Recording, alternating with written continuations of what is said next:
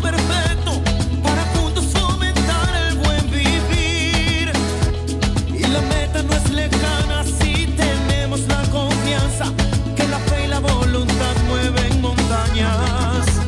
Es la hora del cambio, tu energía es tu aliado y la mano que te ayuda a resurgir. Porque en este movimiento la humildad es el secreto y el motor para emprender el porvenir. Movimiento nacional por la esperanza. Toda meta es visible, toda meta se alcanza. Movimiento nacional por la esperanza. El futuro sí es posible, no perdamos la confianza.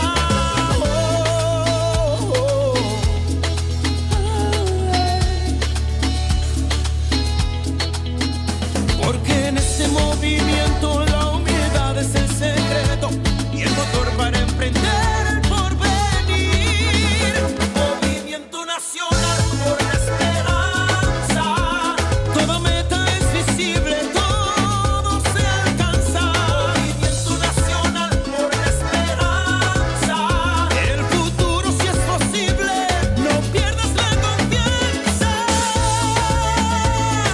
Oye, ese movimiento nacional por la esperanza, donde todo se hace posible, donde todo se alcanza. Sembrando el futuro, haremos historia y a paso seguro, veremos la gloria. Sembrando el futuro, haremos historia.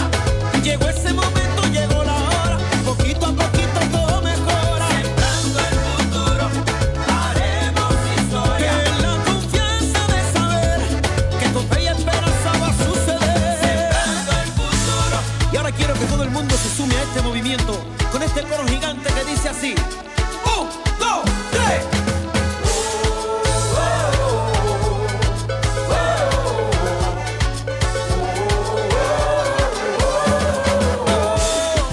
No, no, no, no, no, no, no, no, no.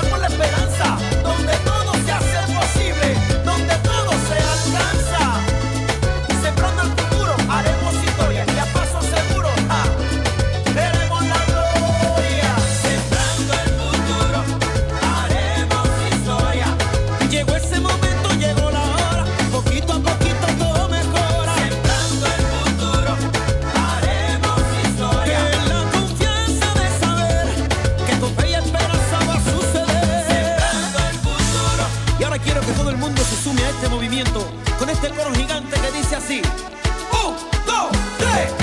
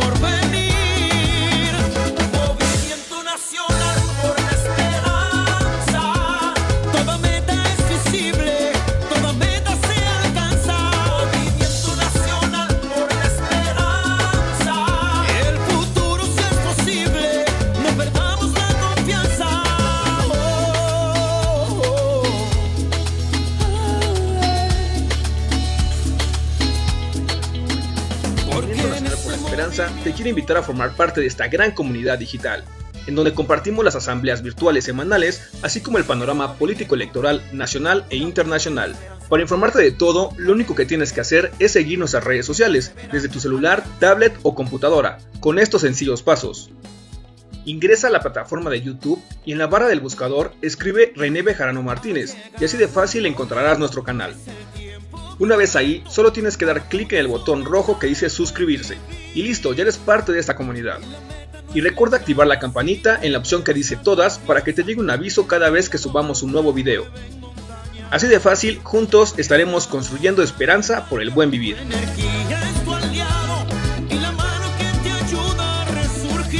Movimiento Nacional por la Esperanza.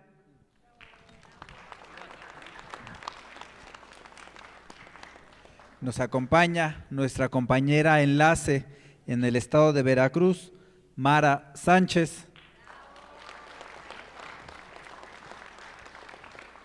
Del municipio de Mexicali, en el estado de Baja California, el compañero Daniel Obando.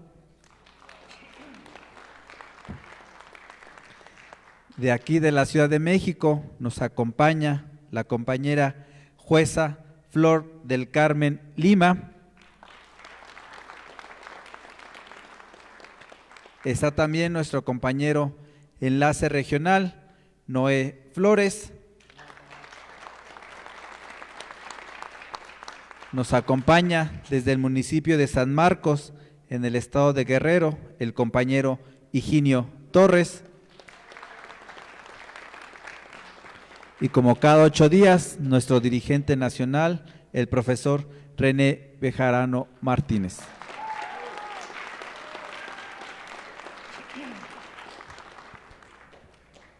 Le cedemos el micrófono a nuestra compañera Isela Cruz Olvera. Bueno, sí, buenas noches, muchas gracias. Buenas noches, compañeros. Pues me da mucho gusto estar nuevamente aquí. Tiene muchos años que conozco al profesor, 30 años por ahí así, y de verdad que es un honor, me da mucho gusto estar nuevamente, coincidir, comentarles un poquito. Bueno, nosotros tenemos un gran equipo ahí en la alcaldía Xochimilco. Todo este tiempo creo que aprendimos bien del profesor y mantenemos nuestro trabajo en las comunidades, y pues en este proceso que viene en Morena vamos a dar buenas cuentas en la alcaldía de Xochimilco, profesor. Muchas gracias y buena noche a todos. Muchas gracias, compañera Isela Cruz Olvera. Ahora le cedemos el micrófono a nuestra compañera Mara Sánchez.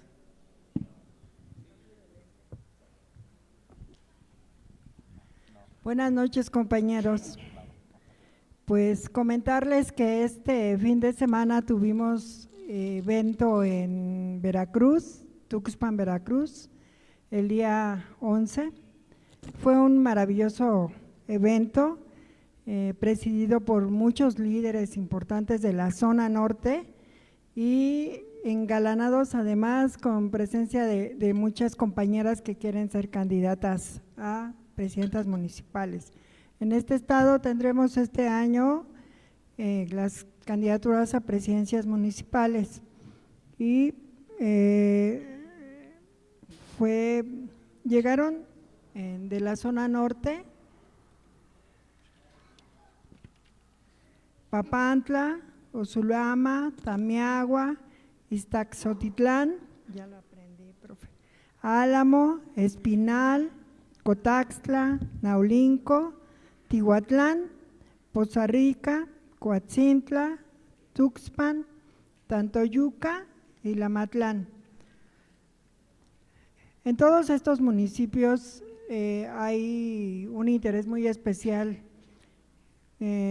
y estamos retomando el trabajo del Movimiento Nacional por la Esperanza, trabajo que hemos hecho durante muchísimos años y la verdad les he de comentar que el profesor es muy bien visto, muy querido.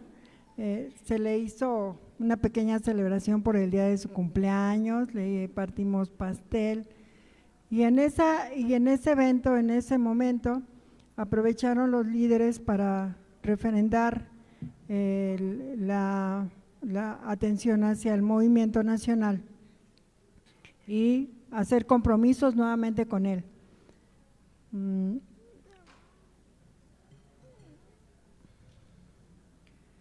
Tengo que agradecerle en especial a nuestros compañeros Alfredo Sayeg y al doctor Espinosa, a Irineo, por la atención y la convocatoria.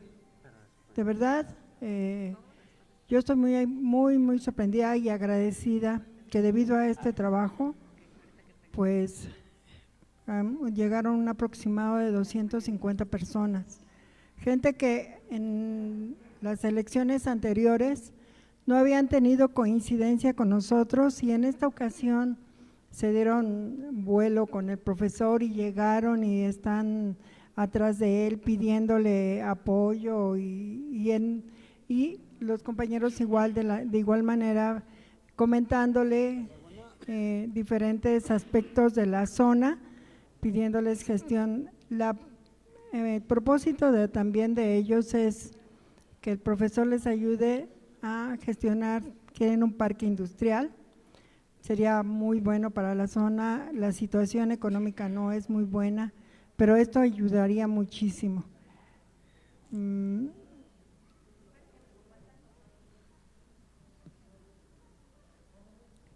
pueblo veracruzano sigue refrendando el afecto y cariño del MNE y nuestro comandante, profesor René Bejarano. Nuestro trabajo realizado durante tantos años, repito, ha seguido dando sus frutos y yo le agradezco mucho al profesor que siga considerándonos, trabajando con él en este estado tan maravilloso, tan rico, tan bello y que además lo quiere tanto. Viva el profesor René. Muchas gracias, compañera Mara Sánchez, y enhorabuena por ese gran evento en Tuxpan. Ahora le cedemos el micrófono al compañero Daniel Obando. Gracias, Miguel. Profe Bejarano, con su venia. Buenas tardes a todos y a todas. En nuestro Mexicali, Baja California, representando al Movimiento Nacional por la Esperanza, hemos estado trabajando de la mano con las autoridades, específicamente con el tema de seguridad. Los 4 ejes rectores de nuestra presidenta Claudia Sheinbaum Pardo, que es la prevención, la atención a las causas, inteligencia y presencia, son los 4 ejes rectores. Su servidor, a través de la venia del profesor, Acabamos de estar con el dueño de una universidad en California y vamos a proponerle a la Dirección de Seguridad Pública Municipal de Mexicali un convenio de colaboración para que se puedan certificar antiterrorismo. Ese es el trabajo que estamos logrando en Baja California por el movimiento. Muchas gracias. Muchas gracias, compañero Daniel Obando. Y desde aquí, desde la Asamblea Semanal, le mandamos un afectuoso saludo a las compañeras de Hermosillo, Sonora, a Karen Valles y a Marina Gómez. Ahora le cedemos el micrófono a la jueza Flor del Carmen Lima Castillo.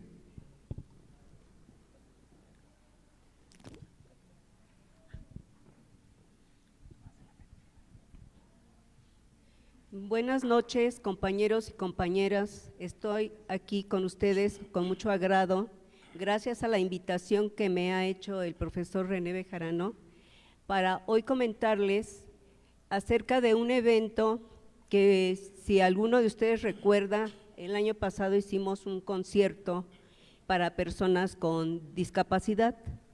Este año pretendemos organizar nuevamente otro concierto en donde podamos nosotros mostrar a todas las personas, tanto personas de gobierno como personas de la sociedad civil, todo lo que los chicos, a pesar de sus dificultades, pueden crear para ser felices ellos, pero también para regalar toda esa sensibilidad que ellos tienen para las artes, para la música. En este año pretendemos que sea un concierto en donde participen niños, jóvenes, adultos, que sea un concierto interactivo en el que todos los asistentes puedan participar junto con los chicos para que se sientan integrados a esta comunidad que tanta falta hace que se les reconozca para mostrar todas las habilidades con las que ellos cuentan. La inclusión para ellos es una parte importantísima. Como todas las personas, tenemos la necesidad de integrarnos a un grupo social, que seamos aceptados, reconocidos, valorados, y el objeto principal de este concierto va a ser precisamente ese, el de la inclusión, el de mostrar las habilidades en la música y en el baile de personas con discapacidad. Vamos a tener personitas que son ciegos, que tienen problemas motores, que tienen problemas intelectuales, problemas de muchos tipos, pero a través de este concierto vamos a poder observar todas las capacidades que ellos tienen y que tienen muchas cosas que regalarnos. En su oportunidad daremos a conocer la fecha en que se va a celebrar y les pediría con mucho agrado que participaran activamente con nosotros, que asistieran para que pudieran observar todo esto, que en lo personal a mí me llena de satisfacción y de alegría cada vez que veo a un chico que se desenvuelve de una manera tan agradable, donde se advierten todas sus habilidades y que todo esto lo podemos mostrar ante la sociedad, pero también ante el gobierno, para que vea que todos los esfuerzos que hace el gobierno para las personas con discapacidad pueden ser bien aprovechados cuando tanto los padres, los maestros, la sociedad y gobiernos participan para el desarrollo de esta comunidad. ¿Sí? Agradezco mucho la atención que están teniendo conmigo. Estoy muy contenta de comentarles que vamos a celebrar un nuevo concierto. Aún faltan preparativos, pero les vamos a hacer saber en oportunidad cuándo se va a celebrar y espero contar con la asistencia de todos. Muchas gracias. Gracias, profesor René Bejarano. Muchas gracias, compañera, por la invitación. Ahora le cedemos el micrófono al compañero Noé Flores. ¿Qué tal, compañeros, compañeras, presidium, profesor? Gusto saludarlos, deseándoles que tengan un año lleno de éxitos, de bondad y de felicidad. Con mucho agrado les hago partícipes la invitación. Vamos el día 1 de febrero a Tulum, Quintana Roo, a tener la asamblea estatal celebrada en el municipio de Tulum. La vamos a hacer en las oficinas de UNTRAC a las 10 de la mañana, el sábado 1 de febrero. Todos están cordialmente invitados, por allá los esperamos. Gusto en saludarlos, muy buenas noches a todos. Muchas gracias, compañero Noé Flores. Y ahora para un saludo le cedemos el micrófono al compañero Higinio Torres. Buenas noches, compañeros, compañeras. Yo vengo de San Marcos Guerrero, soy miembro del Movimiento Nacional por la Esperanza. Le comento, profesor René, en Guerrero vamos a hacer la afiliación de Morena. Tenemos un equipo estatal. También, como se ve, el Movimiento Nacional de Esperanza engloba muchas cosas.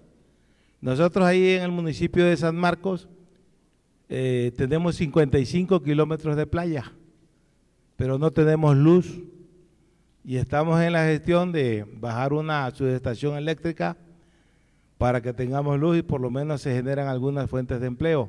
San Marcos, después de Teloloapan, es el segundo expulsor de gente a los Estados Unidos. Solamente en Atlanta, en una comunidad que se llama Limber, hay 5,000 sanmarqueños.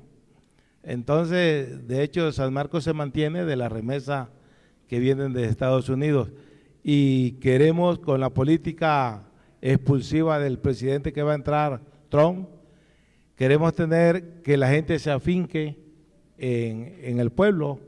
Tenemos un pueblo muy rico, tenemos laguna, es la segunda laguna más grande del estado, tenemos río, tenemos minas y tenemos mar, 55 kilómetros de playa. Entonces, aquí estamos en el Movimiento Nacional por la Esperanza. ¿Qué me queda, profesor René? Felicidades por su cumpleaños. Dice que nació 10 años antes que yo nací el 11 de enero también. Y ahí estamos, felicidades, enhorabuena. Órale. Muchas gracias, compañero Higinio Torres. Ahora se integra con nosotros y a la cual también le cedemos el micrófono a nuestra compañera Montserrat Mondaca.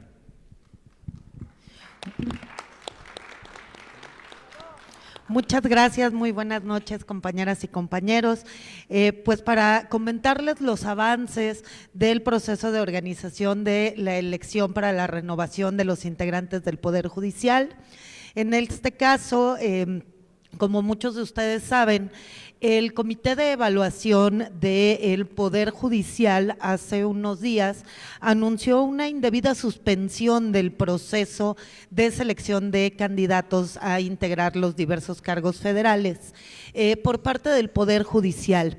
Les quiero decir que esta suspensión, además de ser violatoria de la Constitución y da cuenta de la evidente oposición que hay del Poder Judicial a ser renovado, también es ilegal y no se ha concretado, porque esta suspensión tendría que, en su caso, ser avalado por el Pleno de la Suprema Corte, que no ha sido el caso, y continúan los trabajos. Hasta el día de hoy y posterior a la suspensión, incluso ha habido diversas resoluciones del Tribunal Electoral que los han obligado a integrar candidaturas. Entonces, fue más mediática esta declaración del Comité de Evaluación del Poder Judicial. En el caso de los comités de evaluación del Poder Ejecutivo, desde el día viernes inició el proceso de entrevistas de las y los aspirantes que estarán pasando a esta etapa. Ahí para que puedan estar muy atentos los abogados y abogadas de todo el país que se registraron, porque los están convocando. En el caso del Poder Ejecutivo, realizó una selección aleatoria de a quienes va a entrevistar y pues habrá que darle seguimiento a estas entrevistas. En el caso del Comité de Evaluación del Poder Legislativo, el día de hoy comenzó a convocar a las y los aspirantes a este proceso de entrevistas. En el caso del Poder Legislativo estará entrevistando a todas y todos los aspirantes, quienes son aspirantes a integrar el Pleno de la Suprema Corte, el Pleno del Tribunal, de la Sala Superior del Tribunal Electoral y de sus salas regionales, así como del Tribunal de Disciplina Judicial. Las entrevistas se harán de manera presencial, comenzarán el día de mañana y van a ser transmitidas en los diversos canales de comunicación oficiales del Poder Legislativo, ahí para que estén muy pendientes y puedan darle seguimiento. Y para quienes se registraron como candidatos y candidatas a jueces y magistrados de circuito y de distrito, sobre todo para quienes están fuera de la Ciudad de México, las entrevistas serán de manera virtual. Entonces, a todos los abogados que se registraron, a las abogadas talentosas que conocemos en este movimiento, que están participando, que puedan estar muy atentos de la convocatoria que les estará haciendo el Poder Legislativo también para acudir a las entrevistas. En el caso del Poder Judicial local, comentarles que ya avanzó la reforma en diversos estados de la República y ya se dieron a conocer estas convocatorias, cuando menos en Ciudad de México, Michoacán, Tamaulipas, Veracruz, Zacatecas y muchos otros estados. Esto es para ser jueces y magistrados del fuero común, es decir, del Poder Judicial en cada uno de los estados. En el caso de la Ciudad de México, se estará renovando la mitad de los integrantes del Poder Judicial. La convocatoria está abierta desde el 7 de enero y hasta el 31 de enero para que puedan solicitar su registro. Como ustedes saben, este es un proceso local que es concurrente con el proceso federal, por lo tanto tiene algunas particularidades distintas. En el caso de la Ciudad de México, se determinó que el Congreso de la ciudad será quien reciba todas las solicitudes de registro.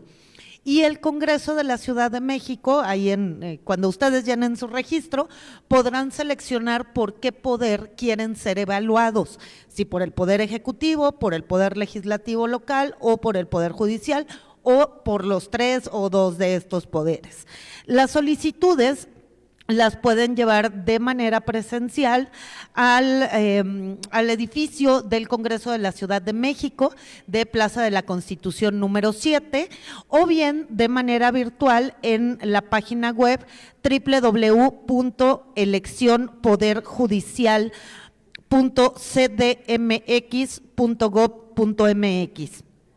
Recuerden que tenemos hasta el 31 de enero, todavía tienen varios días para juntar todas y todos los requisitos e invitarlos, reiterar la invitación a que participen también en la elección para renovar el Poder Judicial a nivel local. Muchas gracias y estamos a sus órdenes para cualquier duda. Muchas gracias, compañera Montserrat Mondaca. Ahora le cedemos el micrófono a nuestro dirigente nacional, al profesor René Bejarano Martínez. Muchas gracias, Miguel. Muchas gracias, compañeras, compañeros. Quiero agradecer en primer lugar por todas las muestras de afecto, de cariño, de solidaridad que he recibido a partir de el pasado sábado, que se cumplió un año más de vida. Les agradezco de todo corazón todas las muestras de cariño. He podido responder muchos mensajes por WhatsApp, sin embargo son muchos, tantos que quizás no pude personalizar todos, pero les envío por esta vía un agradecimiento. Llevo muchos años trabajando en política. De mis 68 años que acabo de cumplir, 54 han sido ininterrumpidos, dedicados a la actividad política y social. Empecé muy joven, a los 14 años, cuando egresé de la secundaria e ingresé a la Escuela Nacional de Maestros en 1971.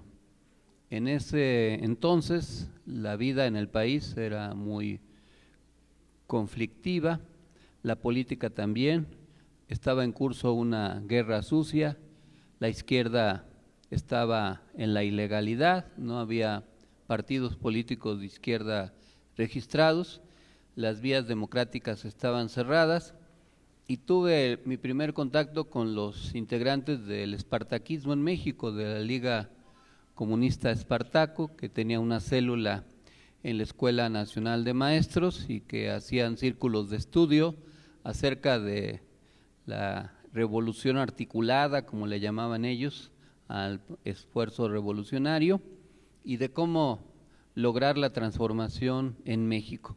Esa primera experiencia política me llevó a la lucha estudiantil en la época en que luchaban Lucio Cabañas, Genaro Vázquez y se estaban incubando muchos movimientos guerrilleros que buscaron esa vía después de la represión sangrienta de 1968.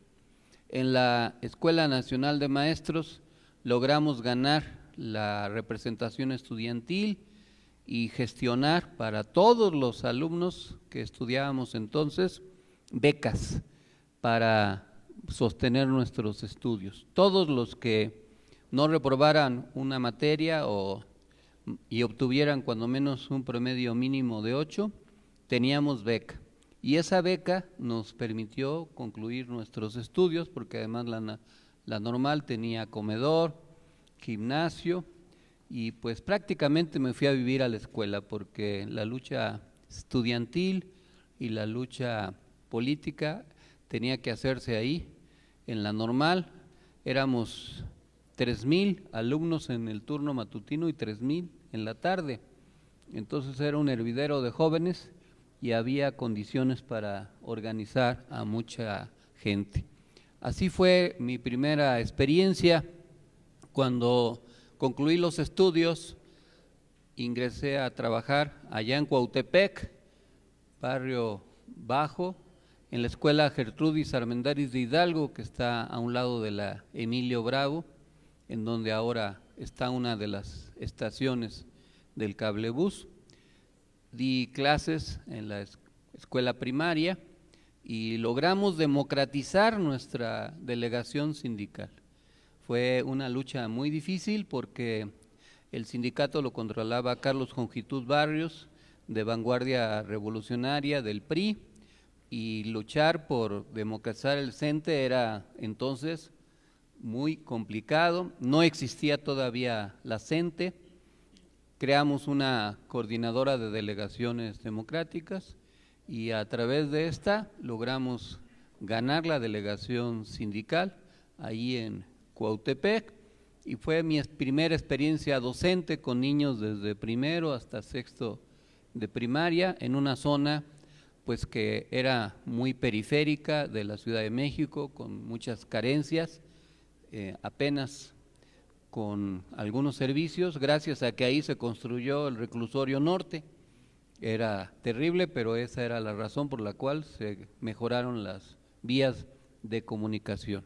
En 1975 también se formó el Partido Mexicano de los Trabajadores, que dirigían Eberto Castillo y Demetrio Vallejo, entre otros muchos luchadores sociales que dirigieron ese partido. Ahí estuvo Eduardo Valle, el Búho, Luis Tomás Cervantes, Cabeza de Vaca, y otros líderes importantes, Salvador Ruiz Villegas. Me tocó estar en el PMT y empezar a formar comités de base. Así formé el mío, allí en la colonia Sifón, en Iztapalapa. Por aquí luego vienen compañeros de esa colonia y les recuerdo que ahí en Dibujantes 33, donde compartía una casa en renta con otros 2 estudiantes de la UAM, formamos el comité de base. Yo empecé a estudiar en la UAM, Iztapalapa, economía, al mismo tiempo que trabajaba en la primaria, y ahí en la UAM también hicimos esfuerzos de la lucha estudiantil y sindical. Me tocó conocer el proceso de formación del Sindicato Independiente de Trabajadores de la Universidad Autónoma Metropolitana, lo apoyamos. Los asesores eran el abogado Fernández del Real y Arturo Alcalde Justiniani, el papá de Luisa Alcalde y de Berta Luján.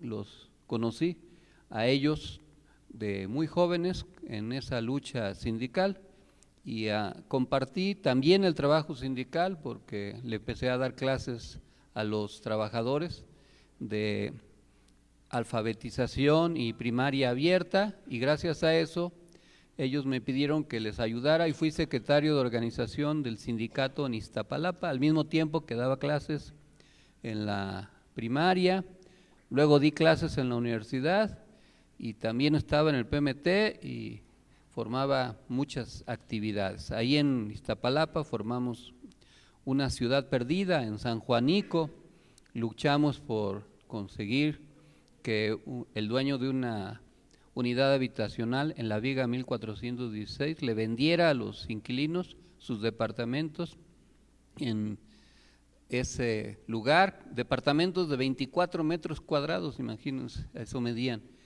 Yo me fui a vivir en uno de esos, ahí en Comonfort, en Barrio San Lucas, y también me tocó luchar por esos departamentos y compartir esa experiencia con Efraín Morales Sánchez, el papá de Efraín Morales López y de Carlos Augusto Morales López, hijos de Efraín Morales Sánchez y de Mari López, que eran líderes ahí en Iztapalapa. Nuestro trabajo político en Iztapalapa en aquellos años pues se compartió en la universidad, en las colonias, en las zonas periféricas, en el PMT. Formamos el movimiento sindical universitario, participé en la fundación del Sindicato Único de Trabajadores Universitarios, en donde estaban Evaristo Pérez Arreola, Nicolás Olivos Cuellar, ahora que vi la semana pasada a Ceci Olivos, ella es hija de Nicolás Olivos Cuellar, con quien compartimos esa experiencia sindical de 1978, hace ya también muchos años de trabajo político. Seguimos luchando en el PMT, eran las épocas de la tendencia democrática del SUTERM, de las huelgas, del sindicalismo independiente, de Spicer, Morganite del Caribe, Square D y otras muchas huelgas que luchaban por la democracia sindical y luchábamos contra el charrismo. Y el charrismo no era como el de ahora, en aquellos años era violento, asesinaban a los líderes sindicales. Todavía conservo en mi memoria a Cleto Nigno Urbina, que era líder del sindicato de los trabajadores de la Ford y que fue asesinado por ese movimiento. Por eso cuando yo veo a los charros de ahora transformados en la 4T, pues trato de recordar cómo eran. Y recuerdo que aunque ahora se vistan de seda, charros se quedan y siguen siendo muchas veces igual de antidemocráticos como antes. En esos años compartí experiencias con Demetrio Vallejo, que había sido líder ferrocarrilero, que había estado 11 años preso por pretender democratizar el sindicato de los trabajadores ferrocarrileros. Y trabajamos intensamente por conseguir el registro del PMT, pero no lo pudimos conseguir. El gobierno de López Portillo no quería un partido democrático y le dio el registro al PST de Aguilar Talamantes, donde estaban Graco Ramírez, Chucho Ortega y otros, y al PMT pues no se lo quiso dar. Se abrió una coyuntura porque sí se lo dieron al Partido Comunista Mexicano y se formó la coalición de izquierda en 1979 y hubo por primera vez diputados de izquierda, muy poquitos, pero en la legislatura que tomó posesión en 1979. El Partido Comunista Mexicano se había formado en 1919, llevaba ya 60 años de existencia y había un debate interno acerca de cómo unificar a la izquierda y por eso se llamó en 1981 a formar el Partido Socialista Unificado de México, con la fusión de varios partidos de izquierda. En ese entonces la izquierda se fragmentaba mucho, había mucho divisionismo. De un partido se formaban dos y de dos cuatro y así sucesivamente. Y por eso había muchos partidos.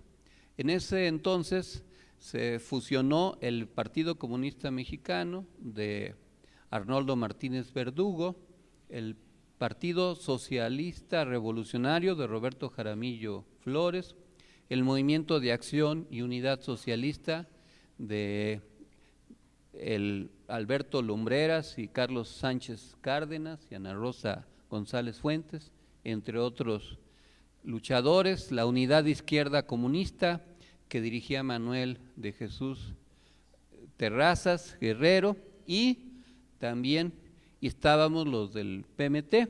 Se sumaron después los del Movimiento de Acción Popular, los mapaches les decíamos, donde estaba Rolando Cordera, Arturo Guale, Arturo Gersenson y otros intelectuales como Pablo Pascual, Moncayo, etcétera.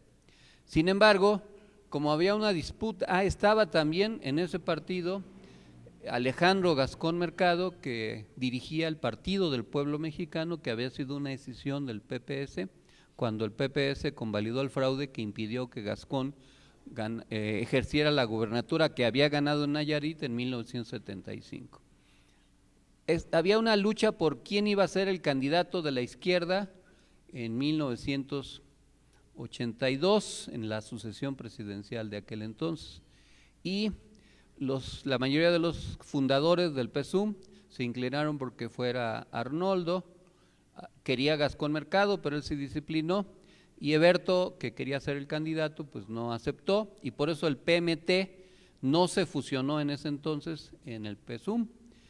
Los que éramos del PMT, críticos en aquel entonces, decidimos no seguir en el PMT y formar parte del PSUM, y por eso fui fundador del segundo partido en el que he participado en ese entonces, que fue el Partido Socialista Unificado de México, el 11 de noviembre de 1981.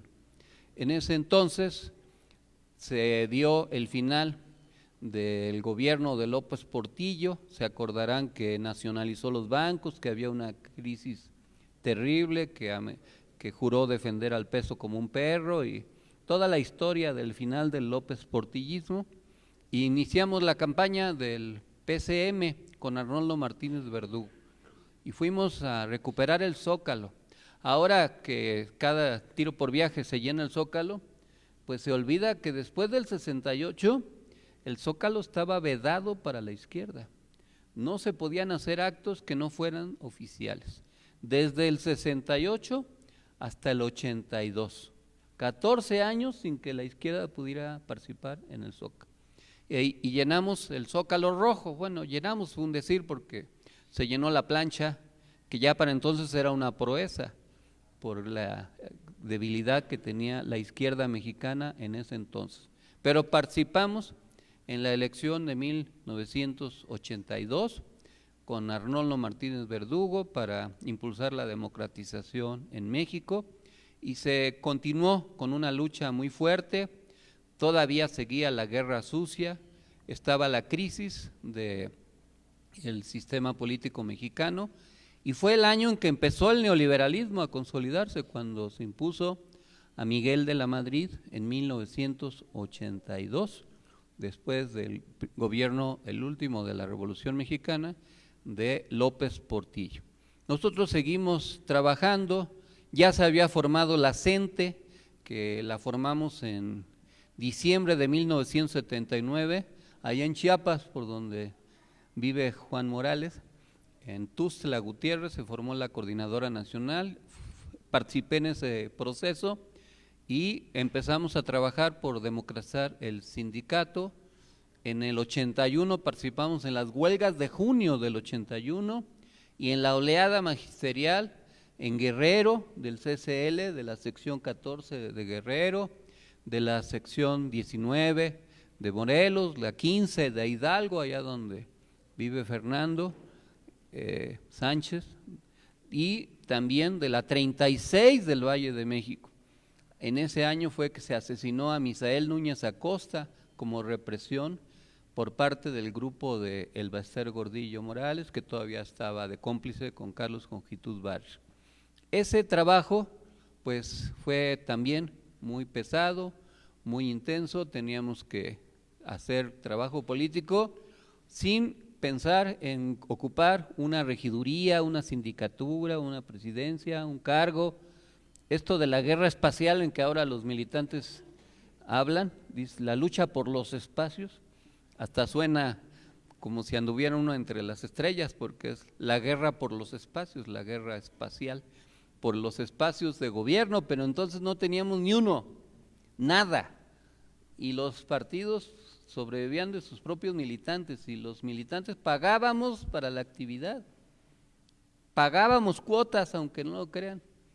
Nosotros financiábamos al partido, el partido no nos daba nada, al contrario, nosotros teníamos que pagar los volantes y el engrudo y la pintura y correr riesgos grandes por la militancia política fundada en ideales que nosotros defendíamos intensamente. Esa época pues fue cruenta, fue difícil, pero la organización siempre rinde frutos. Y así fue como logramos capitalizar una experiencia política que este año se van a cumplir 40 años. En 1985, igual que ayer, tembló en la Ciudad de México, pero el temblor de hace 40 años, casi 40 años, fue terrible. Fue el de 19 de septiembre de 1985. Ahora ya se sabe que ese día se celebra el día de San Goloteo, porque es el día que normalmente tiembla en México. Pero en ese entonces todavía no se veneraba a ese santo movido, que es un santo muy movido y muy milagroso. Y nos dedicamos a organizar a los damnificados durante el gobierno de la Madrid. Creamos la Coordinadora Única de Damnificados y se logró una batalla política y se empezó a agrietar el sistema político mexicano. La izquierda tenía un debate interno. Había un sector moderado que hablaba de la transición pactada y nosotros decíamos que había que hacer una oposición radical, y entonces eso nos motivó a separarnos del PSUM y junto con Alejandro Gascón Mercado, un distinguido nayarita, formamos el Partido de la Revolución Socialista, que era un partido sin registro, y nos dedicamos desde febrero del 85 a recorrer el país para formar ese partido. Me tocó ir a Palenque, ahí conocí a la mamá de Andrés Manuel, a Manuelita, que era simpatizante de Gascón Mercado, para pues invitarla a participar, y anduvimos organizando todo ese trabajo. En el 85 se formó el PMS, el Partido Mexicano Socialista, cuando el PSUM se fusionó con el PMT, y se formó el PMS, el Partido Mexicano Socialista. Eberto fue diputado en ese entonces, Gascón Mercado fue diputado, yo le ayudaba, fui su asesor parlamentario ahí en esa legislatura de 1985.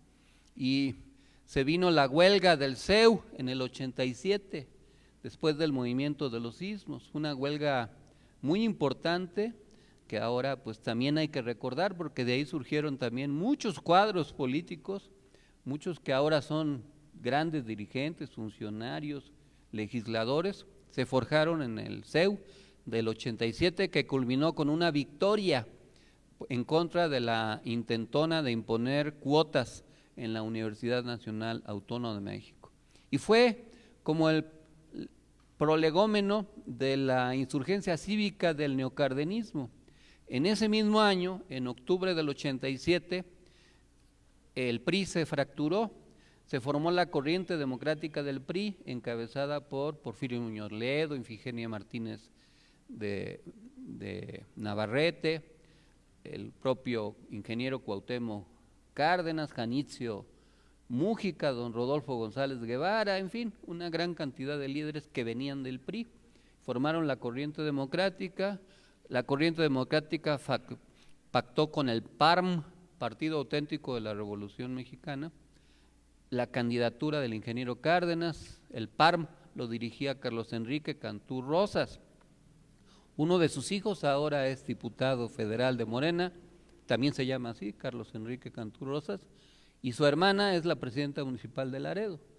En fin, muchas historias se entrecruzan, pero por generaciones. Después se sumó el PPS de Cuauhtémoc Camés Cuadromundo, después el PST cambió de nombre, Aguilar Talamantes le puso Partido del Frente Cardenista de Reconstrucción Nacional a su partido, el Pufucurrum le decíamos, porque era impronunciable las siglas, entonces le pusimos una U a cada sigla y así se podía pronunciar, Pufucurrum, y el ferrocarril, como también se le conocía, fue parte, el olfato político de Aguilar Talamantes pues le permitió capitalizar, porque puso la foto de Lázaro Cárdenas en el logotipo del Frente Cardenista. Y todo eso hizo que Eberto declinara por Cuauhtémoc en la víspera de la elección del 88. Y se vino el triunfo del 6 de julio del 88. Ganamos el 6 de julio. Ahí me tocó estar ahí en las movilizaciones, en la campaña electoral. Hicimos un mitin en la plaza de San Ildefonso, donde fue Cuauhtémoc. Ahí estuvo Jorge González Torres, que entonces no dirigía el Partido Verde, sino se oponía a la construcción de la Laguna Verde en Veracruz, y decidimos apoyar a Cárdenas, y ganamos, y entramos a una etapa crítica. Había que decidir si nos radicalizábamos o qué hacíamos, y la visión del ingeniero Cárdenas fue clave para evitar una masacre, porque no estábamos organizados para dar una lucha para tumbar el gobierno de Salinas, y se llamó a formar el PRD. Y formamos el PRD el 5 de mayo de 1989. Aquí está Daniel Obando. Daniel Obando es familiar de Francisco Javier Obando, que junto con Román Gil Heraldez fueron secuestrados y asesinados en la víspera de las elecciones del 6 de julio del 88. Los secuestraron porque ellos llevaban la estadística electoral de la campaña de Cuauhtémoc Cárdenas. Los secuestraron y los fueron a tirar allá por el callejón de Xocongo, allá por Soquipa y Rosario, atrás de la Prepa 7, un lugar que entonces no tenía iluminación. Fue el crimen de Salinas, uno de los primeros crímenes de Salinas, después de muchos. Y aquí está Daniel como parte, como símbolo, quiso la casualidad que ahora estuviera acá. Pero son ejemplos de cómo la historia pareciera que se repite, aunque con diversos personajes. Y formamos el PRD hace más de 30 años. Me tocó participar en la tercera fundación de ese partido y estuvimos trabajando en muchos años. Sería muy largo mencionar todo lo que hicimos en el PRD, pero a fines del 88 conocí a López Obrador, fui con Jorge Martínez Rosillo a Tabasco, cuando él decidió salirse del PRI en diciembre del 89, porque quería ser candidato a gobernador de Tabasco, y pues claro que era un buen candidato, lo apoyamos, fue 2 veces candidato, y en la segunda ocasión que fue, pues fue el éxodo por la democracia. Se acordarán que hubo un fraude electoral que él llamó un éxodo para caminar desde Villahermosa hasta la Ciudad de México, pasando por Tlaxcala. Ahora que vamos a ir a Tlaxcala el próximo sábado, recordaremos que ahí pernoctó Andrés Manuel en 31 de diciembre, porque estaban haciendo tiempo para que se llegara los primeros días de enero y poder hacer un mitin en el Zócalo. Ese éxodo, pues yo lo reseñé, escribí un libro. Era yo diputado federal y escribí un libro retomando el éxodo por la democracia, la lucha de los mineros de Nueva Rosita, que marcharon en 1951 desde Cloete, desde el mero norte de Coahuila hasta la Ciudad de México, que había reseñado José Revueltas, una marcha y huelga que terminó con represión, y también la lucha por la democracia de Salvador Nava Carrillo, que también hizo una marcha desde San Luis Potosí a la Ciudad de México. Ese episodio pues fue también un episodio muy importante, en 1992, luego vino el asesinato de Colosio en el 94, la insurgencia zapatista en el 94, y me tocó dirigir el PRD en la Ciudad de México en ese periodo, del 93 al 95. Luego formamos la Corriente de Izquierda Democrática y desde la CID apoyamos a López Obrador para que fuera el presidente nacional del partido. Logramos que fuera presidente nacional del partido. Se dio un gran auge electoral del PRD en aquellos años, lo que llevó a ganar la primera gubernatura en la Ciudad de México en junio del 97. Me tocó coordinar parte de la campaña del ingeniero Cárdenas, recorrer una vez más la Ciudad de México.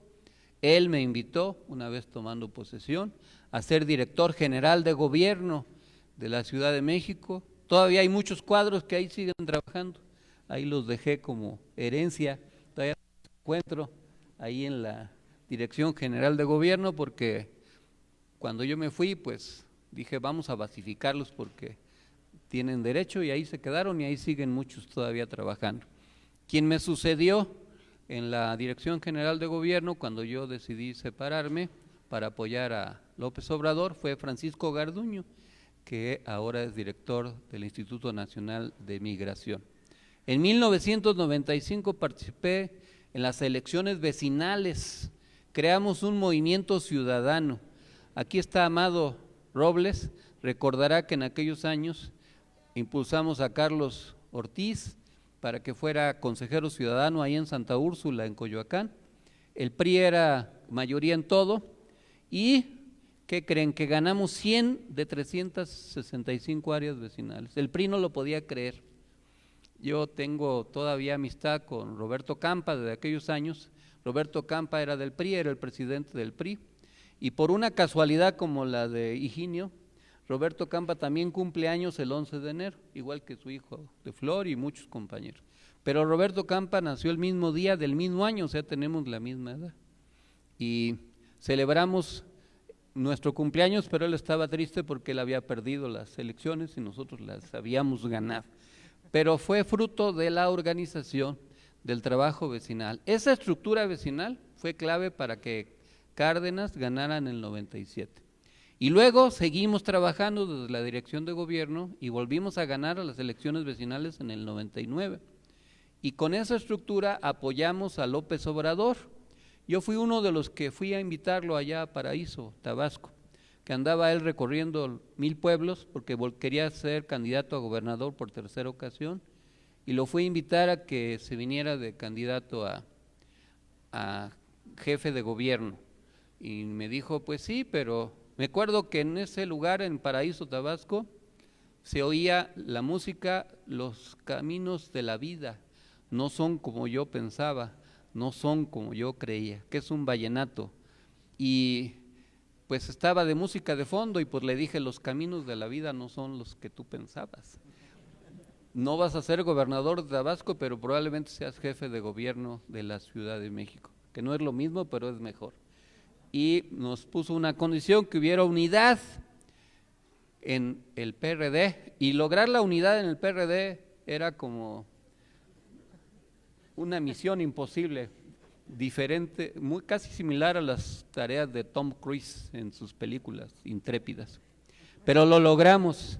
En la casa de Carlos Imas y de Claudia Sheinbaum, que vivían allá por San Pedro Mártir, hicimos las negociaciones. Eran muy buenas reuniones. Todavía no estaba prohibido fumar y entonces fumaban mucho y yo me quedaba en la puerta porque me dolía la cabeza de tanto humo que parecía ahí una nube adentro del departamento. Y subí como 1 kilo porque la única que nos invitaban a cenar eran sincronizadas. Y de tantas sincronizadas que nos comimos, pues yo engordé. Pero valió la pena porque se llegó a un acuerdo y en ese acuerdo se postuló a López Obrador. Y lo que es la vida, Pablo Gómez, que ahora es director de la UIF, impugnó a López Obrador, que porque no tenía residencia en la Ciudad de México. López Obrador sí vivía en Copilco, pero muchas veces se quedaba en un hotel ahí en el Hotel Marbella, que está en Avenida Cuauhtémoc, pues por comodidad. Sin embargo, lo impugnaron y estuvieron a punto de hacer descarrilar esa campaña. Y me acuerdo el lema, un 5 de mayo de esa elección del 2000, convocamos a una movilización para que no nos robaran el derecho a la esperanza.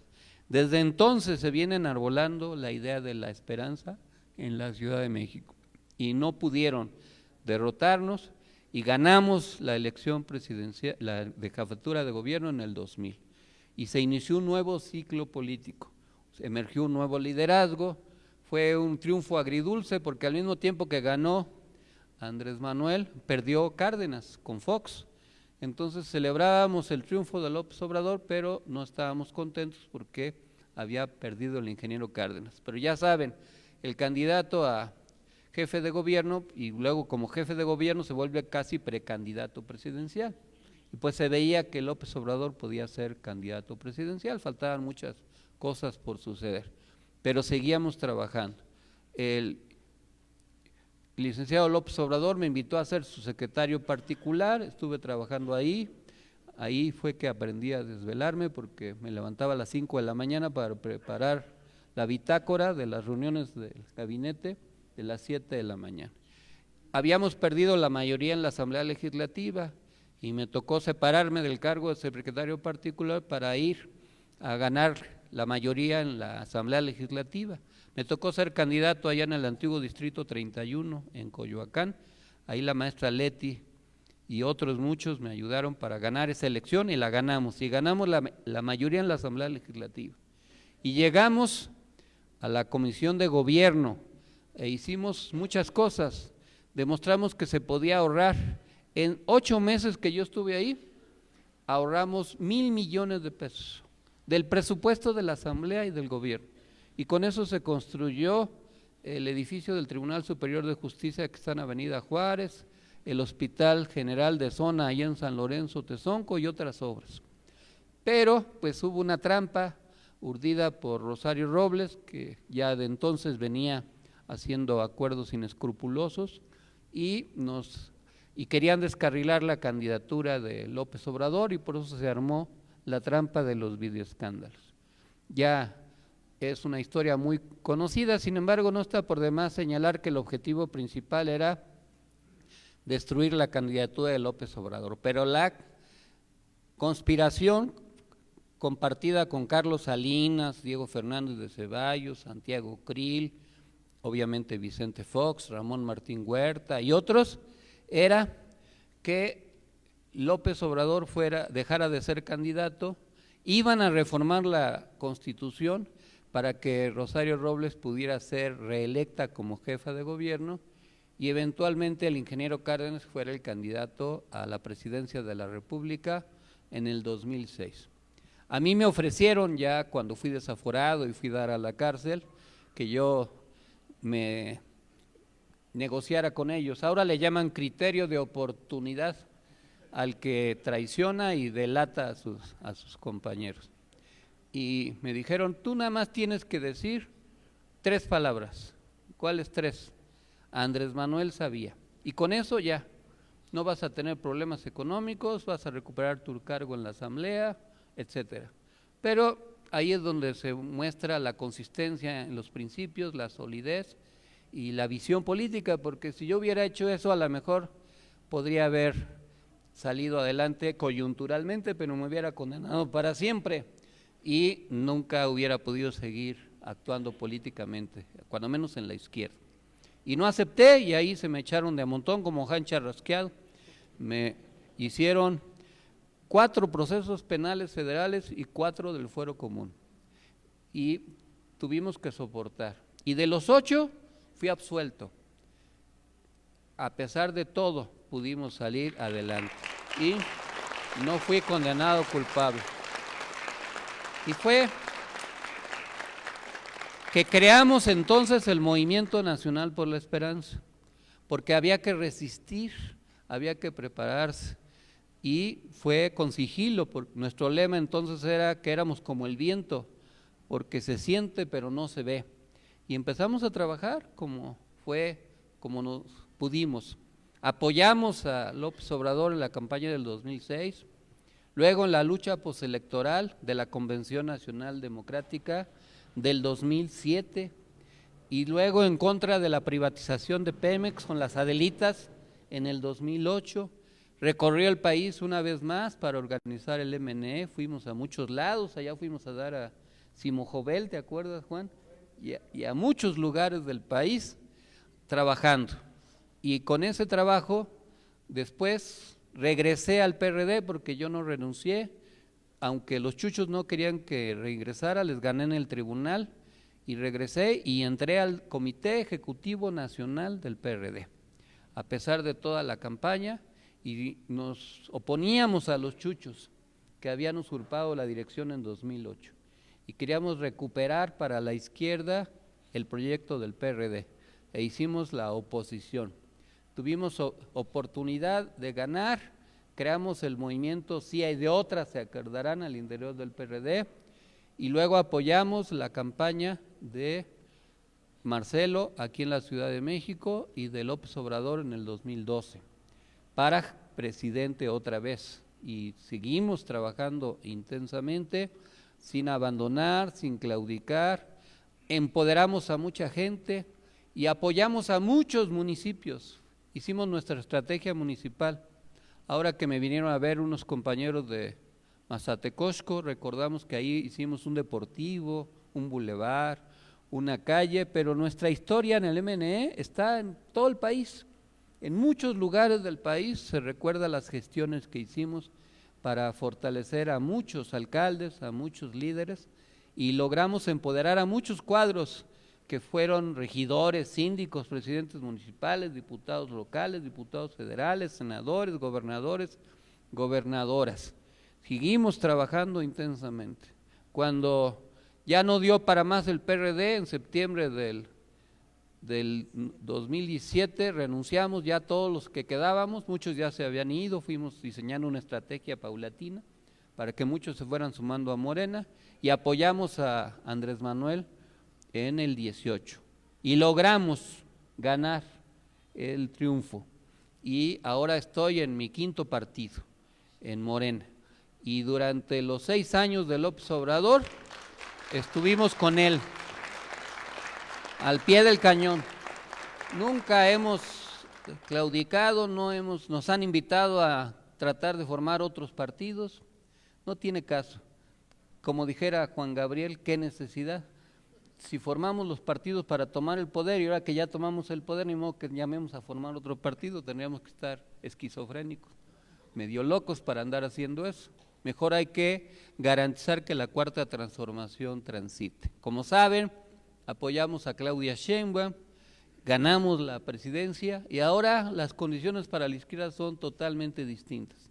Yo soy uno de los millones de mexicanos y mexicanas que han luchado durante toda su vida por transformar.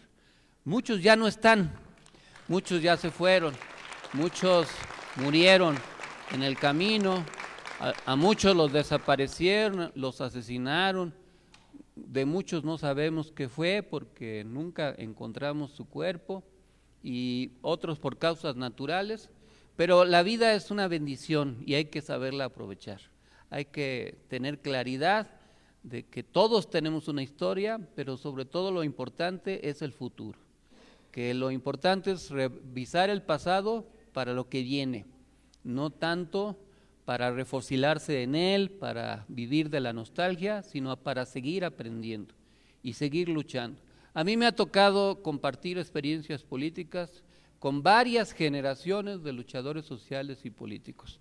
Ahora en este movimiento participan los nietos de algunos de los líderes con los que yo empecé a trabajar, o los hijos o las hijas, y seguimos trabajando y así va a ser siempre. Espero conservar la buena salud para vivir cuando menos 100 años y seguir festejando con ustedes la felicidad de compartir un trabajo político como este. La política es una vocación, es una experiencia de vida, es una determinación que uno toma para siempre y hay que ser leal a uno mismo. No solo no traicionar a los demás, sino no traicionarse a uno mismo. La vida nos presenta pruebas para cuando uno vive adversidades, duda uno, hay temores, hay flaquezas, hay tentaciones, y se equivoca uno, sí, uno tiende a equivocarse, pero solo no se equivoca el que no hace nada, el que es apático y no quiere transformar nada. Los que nos aventuramos cometemos muchos errores, pero tenemos la capacidad de corregirlos y de seguir buscando, y mediante la prueba y el error encontrar el éxito. Vamos, compañeras y compañeros, a seguir luchando. Este festejo yo lo asumo como un festejo colectivo. Para mí, cumplir años es una gran felicidad para mí, para mi familia, mis hijas, mi compañera de vida y muchas gentes a las que yo quiero y estimo. Pero lo más importante es el proyecto colectivo en lo que todos estamos embarcados. Yo les invito a no declinar nunca, a no dejarse vencer nunca por cualquier adversidad. Todos enfrentamos diversos tipos de adversidades. A veces no logramos lo que queremos al principio, tenemos problemas económicos, problemas de salud, sufrimos pérdidas dolorosas muchas veces, pero lo importante es seguir, porque el camino es lo importante, no solo el destino. Acuérdense lo que es el mensaje de la Odisea, de Ulises, que se la pasó recorriendo muchos episodios de esos parajes míticos que escribió Homero, pero ¿cuál era el fin? Pues llegar a Ítaca. Pero ¿cuál fue lo importante? El camino. Este camino que yo he recorrido es un camino colectivo, ahí hemos estado muchos, pero el camino que viene, ese es nuestro destino. Compartamos el mismo camino y vamos a encontrar cada quien nuestro propio destino. Y en ese destino busquemos la felicidad. La felicidad no es un momento, son muchas cadenas de momentos. Compartir un pastel, una gelatina, un aplauso, lograr una meta, por modesta que sea, es motivo de felicidad. Tener una familia, conseguir un patrimonio, conseguir un empleo, lograr una meta académica, social o política, enamorarse o divorciarse, según lo que sea, todo es motivo para felicidad. Lo importante es seguir viviendo con optimismo para seguir luchando siempre. ¡Viva la nueva esperanza por el buen vivir! Mucha vida para todas y todos ustedes. Muchas gracias. Bueno, después de esta confesión pública, nada más menciono los títulos de la presentación de hoy, porque ya me excedí mucho en el uso de la palabra, pero para no dejar de mencionar los temas, esta semana se presentó el proyecto Olinia para la primera armadora mexicana que construirá autos eléctricos en México. Se presentó la campaña Aléjate de las drogas, el fentanilo te mata. También se anunció que en febrero se va a presentar dos iniciativas, la de la no reelección y el combate al nepotismo por parte de Claudia Sheinbaum, también que ya dijo Monse, de la transparencia en recursos para la elección del Poder Judicial. A través de la SEP se van a impulsar reformas en educación con nuevas becas y expansión de programas de bachillerato y media superior. También, como saben, se presentó el informe de los primeros 100 días de gobierno de Claudia Sheinbaum. Vamos muy bien, mejor que en el sexenio anterior. Esperemos que no haya ninguna catástrofe natural, ningún conflicto político mundial que nos interrumpa. También Claudia Sheinbaum respondió muy bien a la insensatez de Trump de mencionar al Golfo de México como el Golfo de América. Mañana se presenta el Plan México para fomentar la inversión privada en México y tratar de disminuir la polarización que existe. México envió a California una brigada para tratar de combatir los incendios forestales. Es increíble que este país tan poderoso tenga miles y miles de aviones para bombardear y no tenga aviones para sofocar incendios. Esa es la insensatez del neoliberalismo. Y también se tomó protesta en Venezuela del nuevo mandato presidencial de Nicolás Maduro. Ya tendremos oportunidad de hacer un análisis de lo que viene en América Latina. Como ya dijo Mara, nos tocó estar en el norte de Veracruz, en Tuxpan, que también hace aire, hacía más frío en Tuxpan que acá. Me pareció ver unos pingüinos corriendo en la playa, pero no, era mi imaginación. Pero sí hacía mucho frío.